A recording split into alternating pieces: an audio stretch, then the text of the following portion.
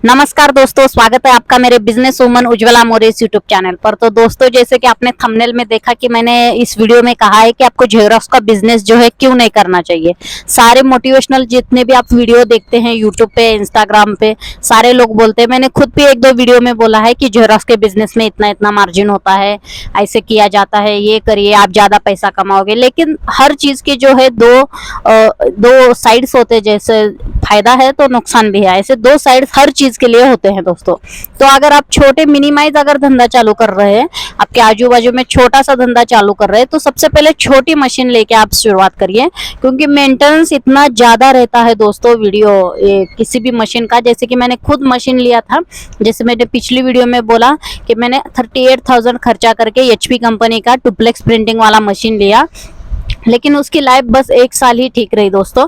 उसमें भी 2-3 बार इंजीनियर लोग आए, उसको चेकअप करे, लेकिन अभी 1 साल से ज्यादा हो गया है, 1 साल 4 महीने हो गए हैं। अभी मैं जब कंपनी को फोन लगाती हूँ तो वो मुझे बोलते हैं कि मैडम आपका गारंटी वारंटी खत्म हुआ है, अगर इंजीनियर विजिट अगर आप चाह रहे हैं तो आपको 3,000 रुपए देना पड़ेगा।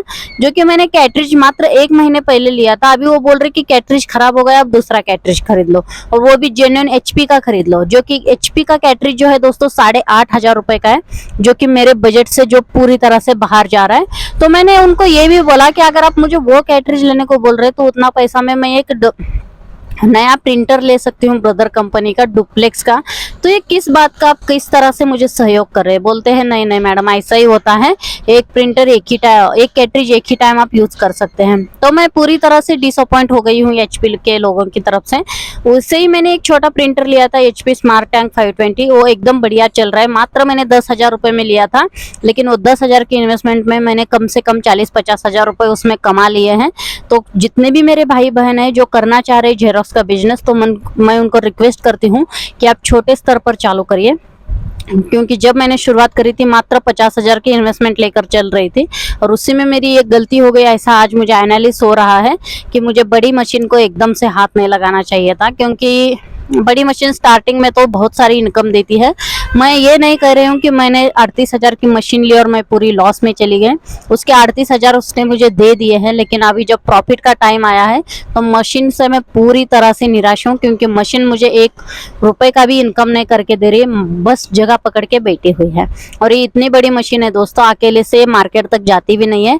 एक तो रिक्शा करना पड़ेगा, कार तो हम खुद की नहीं लेके जा सकते हैं, क्योंकि इतना भीड़ भाड़ वाला एरिया रहता है, कार का वहाँ जाना पॉसिबल ही नहीं रहता है। वो तो जाने का आने का ट्रांसपोर्ट का खर्चा भी जो है अलग से लग रहा है। तो दोस्तों, इसी तरह से मैं जो है अभी निराश हूँ एचपी की टीम से, क्योंकि उन्होंने मुझे सहायता के नाम पर बस पैसा पैसा पैसा, बस कैटरेज लो, इंजीनियर विजिट करवाओ, ये करो वो करो।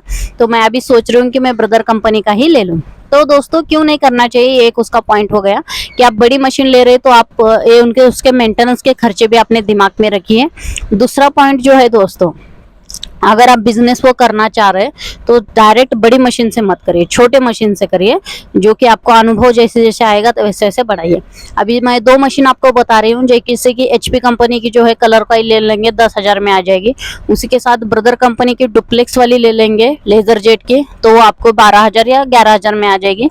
वो भी एट ए टाइम हर मिनट में 30 पेपर तक आपको प्रिंट करके देती है। तो कम से कम इन्वेस्टमेंट में आप ये मशीन से चालू कर सकते हैं। अगर आपके पास कितना भी पैसा हो, बिना अनुभव के इस मार्केट में आ रहे हो, तो 1 साल तक जो है मशीन का पैसा निकालने में ही चला जाएगा, दूसरा साल जो है मेंटेनेंस में ही पूरा चला जाएगा। इसलिए मेरे सभी भाई बहनों से विनती है कि कृपा करके छोटी इन्वेस्टमेंट पे जो है बिजनेस चालू करें, ताकि आप भी उसमें पनप पाए और आपका पैसा भी आपको जो है रिटर्न में आ जाए। तो जैसे वीडियो के थंबनेल में मैंने आपको बोला कि इसके डीमेरिट्स कुछ कुछ है, तो पहला डीमेरिट्स तो मैं आपको बोलना चाहूँगी दोस्तों, मैं एचपी कंपनी को दोष नहीं दूंगी, कुछ गलतियां मुझसे भी हुई होंगी, क्योंकि मैंने जो है पैसे बचाने के चक्कर में बीच में जो है डमी कैटरिज भी यूज़ किया था। तो अभी तक मैं 4 कैटरिज जो खरीद चुकी हूँ, 1.5 साल में 4 कैटरिज मेरे हो गए हैं, और चौथा वाला जो जेन्युइन एचपी का लिया वो भी अभी धोखा दे गया है, उसको रिपेयर चल रहा है। तो आप सोच समझ के बिजनेस करिए। इस बिजनेस में आना है तो मेंटेनेंस की तैयारी तगड़ी रखनी पड़ेगी, क्योंकि आपको मेंटेनेंस जो है टाइम टू टाइम करना पड़ेगा। अगर मशीन खराब तो आपका बिजनेस उधर ही स्टॉप हो जाएगा। ऐसा नहीं कि आप बिना मशीन के कुछ भी नहीं कर सकते हो इस बिजनेस में। और अल्टरनेट ऑप्शन होना जरूर बहुत ही ज्यादा जरूरी है। आप डायरेक्ट से कस्टमर को रिटर्न नहीं भेज सकते। अभी मेरी बड़ी मशीन बंद गिरी है, लेकिन छोटी मशीन से थोड़ा थोड़ा मेरा काम चल रहा है, मैंने पूरी तरह से उसको स्टॉप नहीं किया है। इसलिए अल्टरनेट ऑप्शन रख के आप इस बिजनेस को जो है ग्रो कर सकते हो। तो यही मेरे जीवन में मुझे जो भी मुझे इस बिजनेस में डीमेरिट्स लगे वो मैंने आपके साथ शेयर करे हैं। आपको जो लगते हैं वो अलग अलग रहेंगे। जो मुझे खुद का अनुभव आया वो मैंने शेयर किया है। तो वीडियो अंत तक देखने के लिए दिल से धन्यवाद, शुक्रिया।